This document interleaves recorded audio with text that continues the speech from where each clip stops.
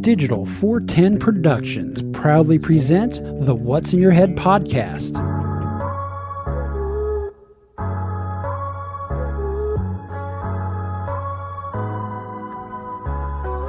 Digitized live from your company name here. Studios in Cape Coral, Florida. It's the What's in Your Head podcast. Slider bar. Okay, so that's Peg. There he is. There you are. Now, Holy shit, there you guys are too. Jesus. Wow. turn that down a little bit. Now you sound like you're part of the show. And remember the settings for next week. All right. Now I don't have to go, because what I usually have to do is go through the video, find when you talk, isolate it, crank the volume up as high as it goes, and it's still quieter than the rest of us, but cool. So now we're all on the same spiel. We'll get started. What's up, OG5? Welcome to another episode of the What's in Your Head podcast, the podcast that Google doesn't want you to know about. But you know, I'm going to take the Halloween episode, because I moved it over to the newly formed official What's in Your Head podcast YouTube page, the same one that I had on D410 Media, and I tried to promote it, and they did the same thing with scary images. I think I still have the original edited version, the file from Wondershare. I want to go through and delete the pictures of the scary, spooky Halloween costume and then upload it and see if I can actually promote the damn video. But for whatever reason, YouTube doesn't want me to pay them to promote a video that has photos of Halloween costumes from the 1980s to men ages 35 to 54. Once again, I'm not trying to promote the 12 to 13-year-olds. I'm actively trying to promote to men 35 to 54. And they say it's too spooky for you guys. So without a further ado, what's up, fellas? What's up, Mike? That's gay. Exactly. For the first time in a long time, we can hear Morgan. What's up, Morgan? Mr. I fixed my microphone finally. Well, you know, being the senior member of the crew here, you know, I do need some technical advice from the youths of America. Morgan Long, voted most likely to be scammed by an internet scammer out of his social security. Wasn't our topic. Do you guys know anybody who's been effective scammed out of money on an internet-based scheme? You don't have to say who the person was, but how much money and what were they trying to acquire? $300 to unlock the laptop after malware. Yeah. Straight legit. Turn on the volume on the wrong. But that wasn't me. Just so we're clear. Shaggy. It wasn't me. I might not know how to use a microphone, but I do know that much. What about you, Mike? Do you know any poor son of a bitch who got ripped off? Two instances that I can think of. One of the elders of my family thought that everybody on Facebook was actually their friend. And the old, I'm down on my luck and I need to whatever, and bought something for them or something like that, and they ended up getting their card information or bank account information or whatever it was, and took them for about $7,000. Woo, howdy. Ooh, wow. I got dinged at a gas station one time it's actually a gas station across the street from where I used to work. We used our fuel cards there all the time. Mm-hmm. Pay at the pump, do the thing. So I stopped in there with my personal vehicle one day. Actually, I think I was leaving work, and pay at the pump because I needed gas, and they took me for about $1,500. Well, that's wow. a kick in the dick right there. Yeah. This is not a paid advertisement. I wish this was a sponsorship. You guys ever heard of the Dave card? Yeah. It's a cute little card with the bear on it. How it works. Yeah, the bear. It's kind of like a payday advance, but without all the high fees. But here's why I bring this up. So you get the Dave card, right? You say, okay, I get paid every 2 weeks. This week I want to borrow $450. So when you get paid, they take $465 out of your account. So they basically let you borrow $450 for a $10 fee, not a big whoop. The cool thing is you have consistent pay, right? When they take that out of your check, that counts as an on-time payment on a bill, and it helps your credit. But that's not also why I bring up. The reason I bring this up is I do this, and I use that Dave card at the gas station pumps on the internet. So if someone does get that number, they're only stealing a maximum of $400, whatever the balance of that Dave card is that day. If they steal it, and then and it doesn't automatically reload. You got to go in there and manually reload it. So hey, I just got noticed that the last $175 was wiped out of my Dave card. Well, clearly I'm not going to reload it. I'm just going to order a new card number. So not only do I have protection for internet purchases and gas station pumps and shady, whatevers, it actually builds your credit back because every time it automatically comes out of your bank account, it's an on-time credit debt payment. It's kind of a cool way to protect yourself from fraud and a cool way to help better your credit. But I know somebody who was in the market, Facebook Marketplace. They bought a tractor for like 10 grand. And it came down to the whole, hey, um, can you send it basically quickly went to, oh, you got to send us money through Western Union, or basically one of the few transfers that there is no protection for you. There's no way to reverse a charge or anything. And they got took for like maybe 10, 15 grand. Yeah, on a fucking tractor. I used to do MoneyGrams a lot Money grams. for I would do like payday Mm-hmm. MoneyGram for like payday stuff. And I have to do the MoneyGram for when I was a pole fella. Were When I you was a and I pole talking fella. about this, Mike, over the weekend when we were camping, which we're going to get into greater detail here momentarily? I was talking to somebody about this. What the hell are you saying?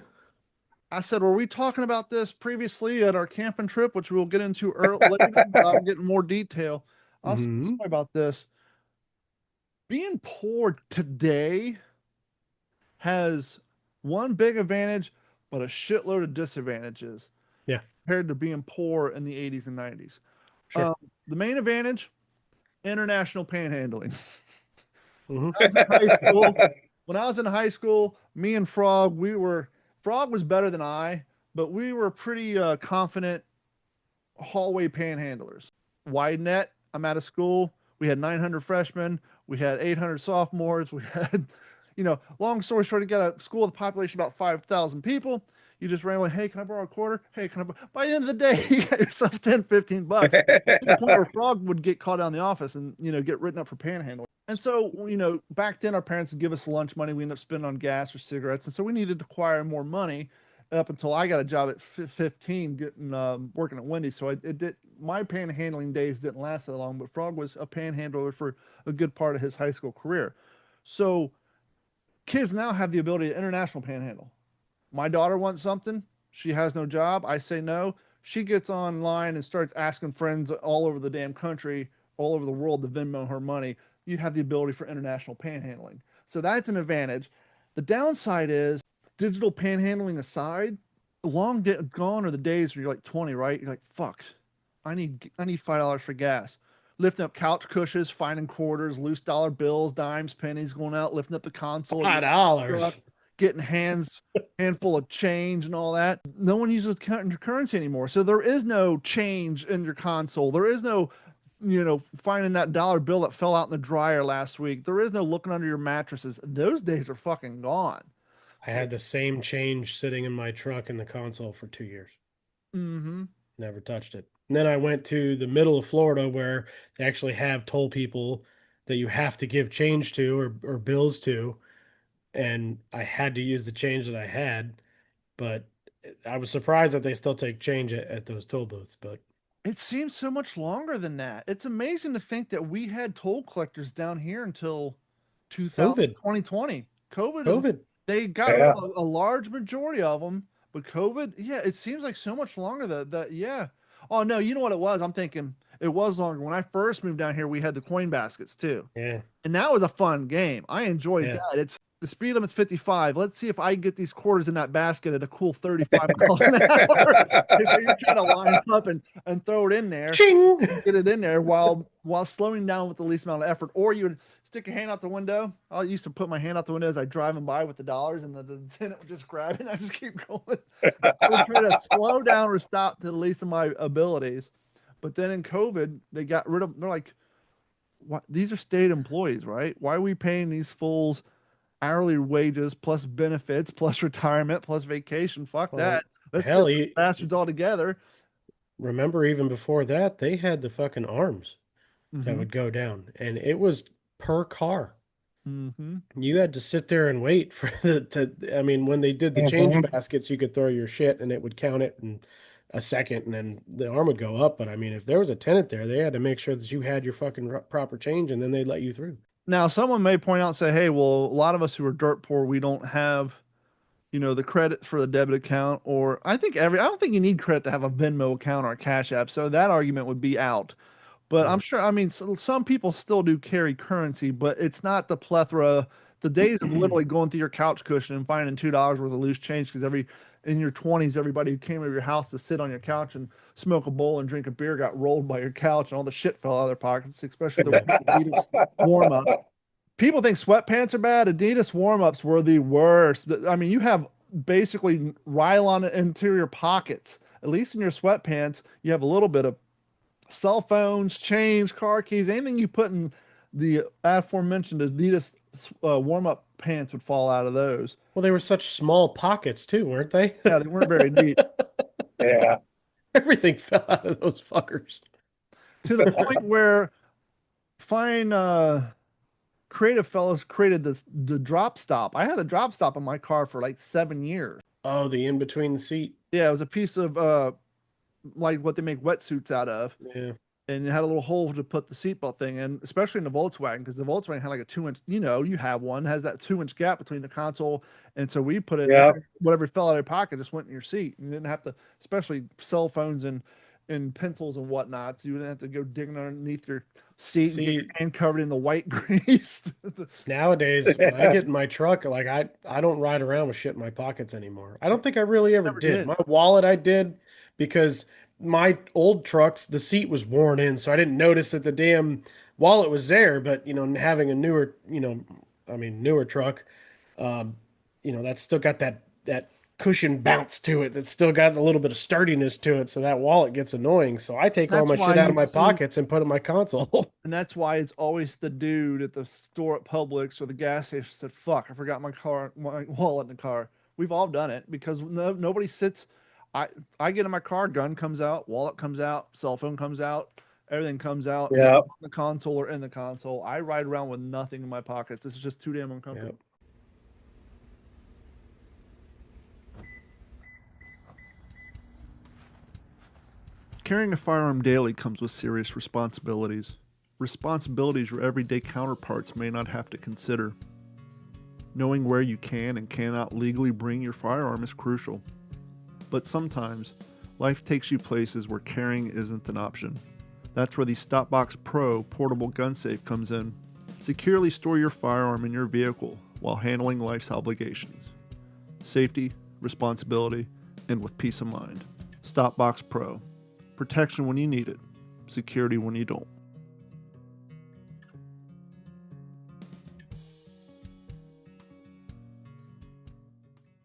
Yep.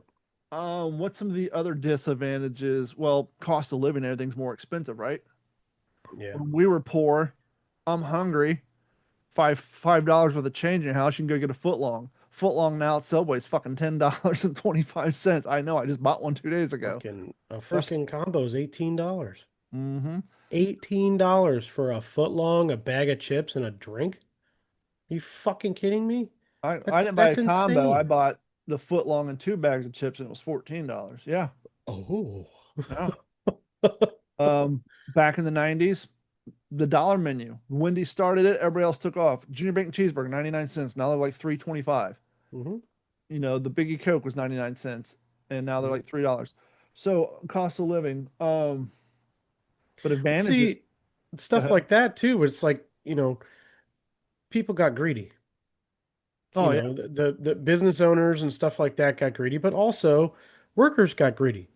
The fucking the 30-year-old person, or somebody that's my age that did nothing with their life and decided to stick it out at fucking McDonald's or Wendy's or whatever. They can't afford to live on the $10, $12 an hour that now, or probably now 15 now, that they pay at those places as at a minimum because wage. People want to turn entry-level jobs into careers. Correct. Now, McDonald's has a career. It's called a shift manager, a store manager, or a general manager. Correct. And if you don't get meant to be a career, if you don't get put into one of those positions, guess what? You probably suck at your job. You have no potential. You suck. So fucking move on with your life. Find something else to do. You know, all Gas these The station. next entry week level I might type, be on fries. yeah, Gas and station clerk. all these entry level type positions, and they say, well, you know, this we can't afford to live on this kind of a wage. Yeah, you're not supposed to. You're supposed to have these kinds of jobs when you're in high school or when you're, you know, just outside of high school or going through college or just starting out in life where you got three other roommates in your apartment and you're all chipping in to fucking buy beer and pay for rent at the same time. That's the kind of job that is, and that fucked everybody else. It And fucked all of us. I know I've said this before, but I'll go real quick.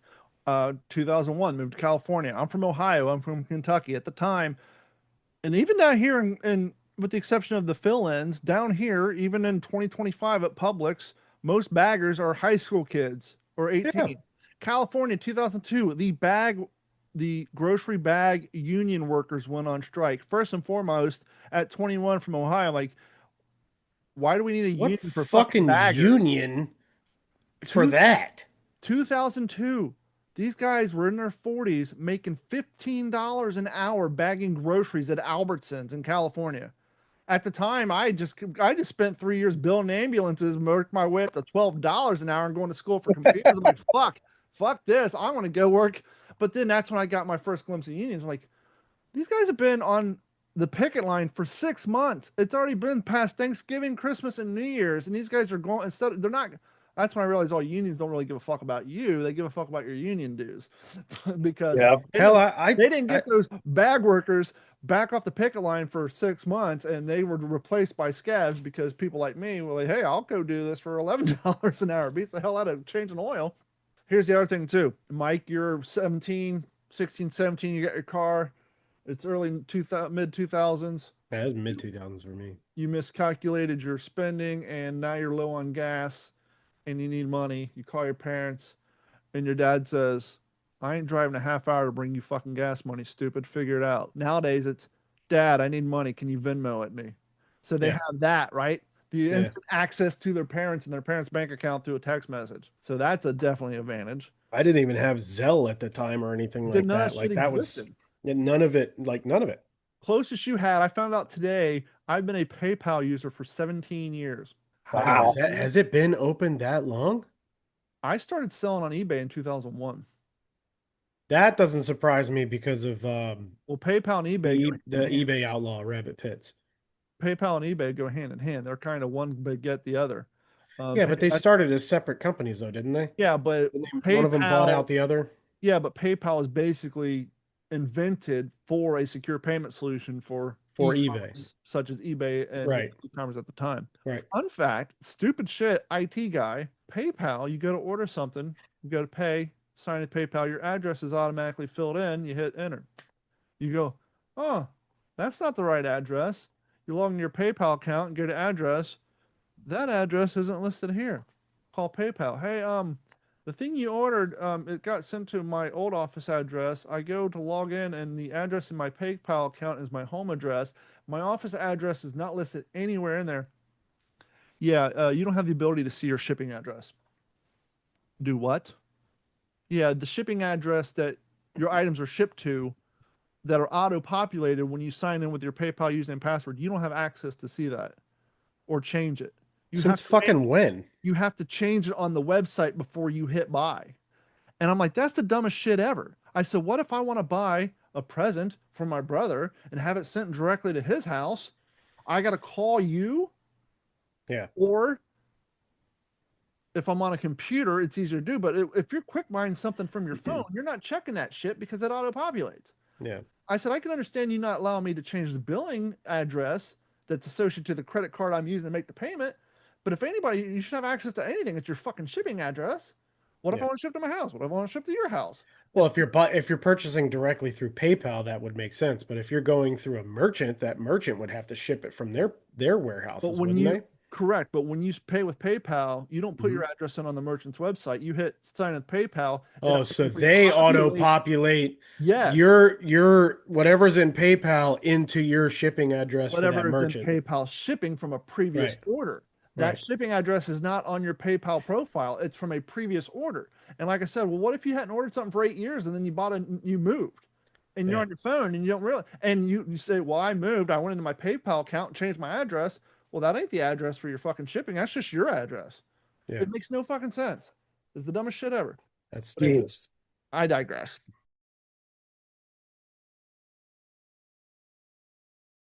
This has been a Digital 410 production.